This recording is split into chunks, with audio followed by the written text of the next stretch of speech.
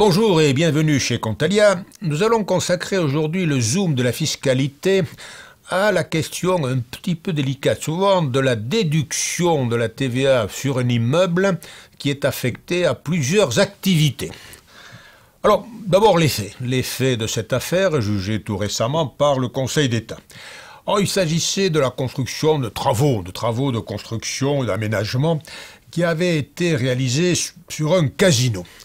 Et alors, le casino, en réalité, les locaux étaient affectés à plusieurs activités. Vous aviez d'abord les locaux affectés aux jeux eux-mêmes. Alors, les jeux étant exonérés de TVA, là, la question ne se posait pas. Les travaux ne donnaient droit à aucune déduction. Il y avait une deuxième catégorie, c'était les locaux qui sont affectés à des restaurants, c'est-à-dire à des activités soumises à la TVA, et donc là, effectivement, déduction intégrale.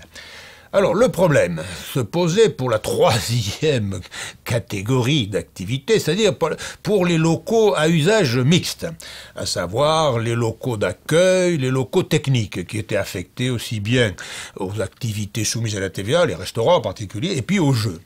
D'où la question, comment on pouvait déduire la TVA concernant les travaux qui se rapportaient à ces locaux mixtes.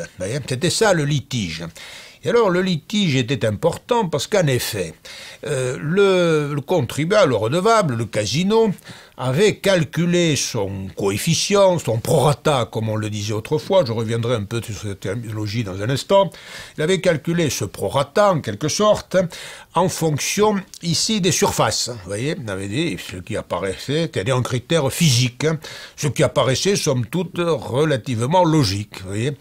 Et donc, compte tenu de ceci, ils avaient trouvé un prorata qui tournait autour de 60%. Bref, les détails dans le document. Alors, l'administration a remis en cause ceci en disant non, il ne faut pas calculer ce prorata en fonction des surfaces, critères physiques, mais en fonction du chiffre d'affaires. Il faut des répartitions de chiffre d'affaires. Et alors, du coup, là, le prorata auquel parvenait l'administration s'élevait environ à 5%. Alors, oui, ça, l'enjeu était important, et l'enjeu était tellement important qu'on leur a fait un redressement de l'ordre d'un peu plus de 600 000 euros. Donc, ils sont allés évidemment au Conseil d'État là-dessus, et là, à partir de ce cas, somme toute relativement banal, question de principe.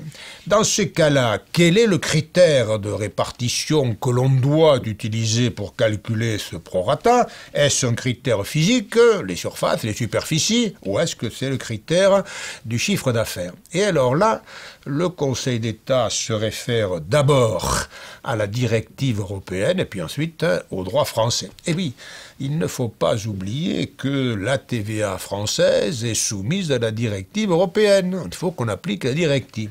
Alors qu'on nous dit la directive, la directive européenne a défini les modalités de calcul de la déduction pour ces assujettis partiels.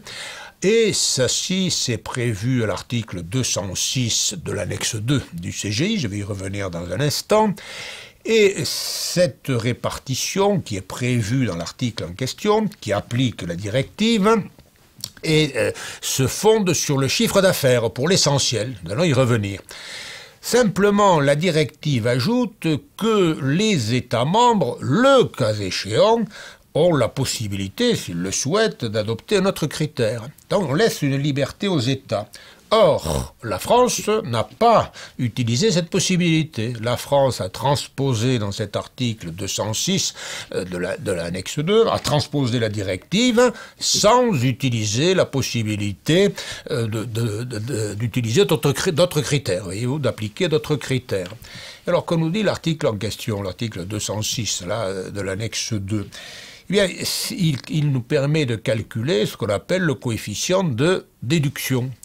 Alors, le coefficient de déduction est formé en multipliant trois coefficients. Je résume rapidement. Il y a d'abord le coefficient d'assujettissement. Le coefficient d'assujettissement, c'est pour des déterminations de la part des opérations hors champ d'application par rapport aux opérations qui sont dans le champ d'application.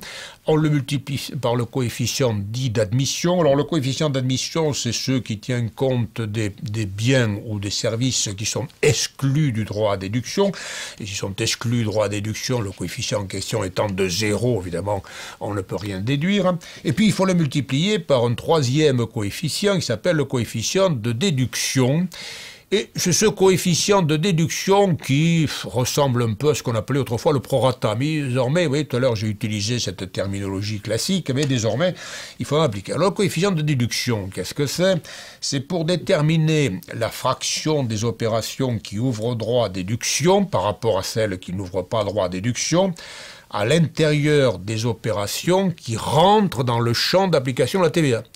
On a calculé le coefficient d'assujettissement, je vous l'ai dit, en distinguant les opérations hors champ, qui ne donnent pas lieu évidemment à déduction, et puis dans les opérations qui sont dans le champ d'application de la TVA, je vous rappelle qu'il y a rentre dans le champ d'application de la TVA des opérations soumises à la TVA et qui donnent droit à déduction, et des opérations qui sont exonérées et qui ne donnent pas droit à déduction. Et au fond, c'était très exactement ça, la situation de ce casino, vous voyez. Ils avaient des opérations qui rentraient dans le champ, mais certaines étant exonérées, c'est-à-dire les jeux, d'autres ne donnant pas droit à déduction, d'autres n'étant pas exonérés donc en droit à déduction, c'est-à-dire notamment les restaurants. Et donc, dans cet article-là, c'est le troisième paragraphe de l'article 206, l'article se réfère uniquement au chiffre d'affaires, en disant pour déterminer ce coefficient, ce qu'on appelle donc ce coefficient de taxation, il faut se référer au chiffre d'affaires avec au numérateur, évidemment, les opérations qui ouvrent droit à déduction, c'est-à-dire celles qui sont soumises à la TVA, plus d'autres opérations qui, n'étant pas soumises à la TVA, ouvrent néanmoins droit à déduction, les exportations, les livraisons intracommunautaires, et puis au dénominateur, on met la totalité du chiffre d'affaires. Autrement dit, n'est-ce pas, compte tenu de la transposition de la directive qui a été faite par la France, par le droit français, il faut donc ici utiliser le critère du chiffre d'affaires pour déterminer ce coefficient dit de taxation. Transposons ça dans l'affaire du casino. Il fallait donc effectivement appliquer le critère du chiffre d'affaires, comme l'avait fait l'administration, je vous le disais au départ, et donc on aboutissait à un prorata, enfin un coefficient, puisque maintenant il faut l'appeler comme ça, un coefficient de déduction relativement faible, comme je vous l'ai dit au début, et donc le redressement qui, lui, n'était pas faible, de l'ordre de 600 000 € est confirmé. Bon, ça c'est une solution qui est évidemment parfaitement conforme aux règles légales, la directive, l'article 206, simplement ce que l'on peut tout de même constater, c'est qu'en l'occurrence, dans ces cas-là, n'est-ce pas, le critère du chiffre d'affaires n'apparaît pas a priori comme étant le plus pertinent. Vous voyez, le critère de la superficie apparaissait plus logique, en quelque sorte, ce qu'avait appliqué le redevable. Mais, vous voyez, il faut évidemment ici appliquer la loi, ça, on n'a pas vraiment le choix. Et ce que l'on peut regretter, vous voyez, ben, c'est que la France n'ait pas utilisé les possibilités que lui accordait la directive. Ben, pourquoi pas, peut-être dans l'avenir, la France utilisera-t-elle cette possibilité pour l'avenir. Pourquoi pas, on verra. Voilà, je vous remercie et je vous donne rendez-vous pour un prochain Zoom de la fiscalité sur Contalia. Au revoir.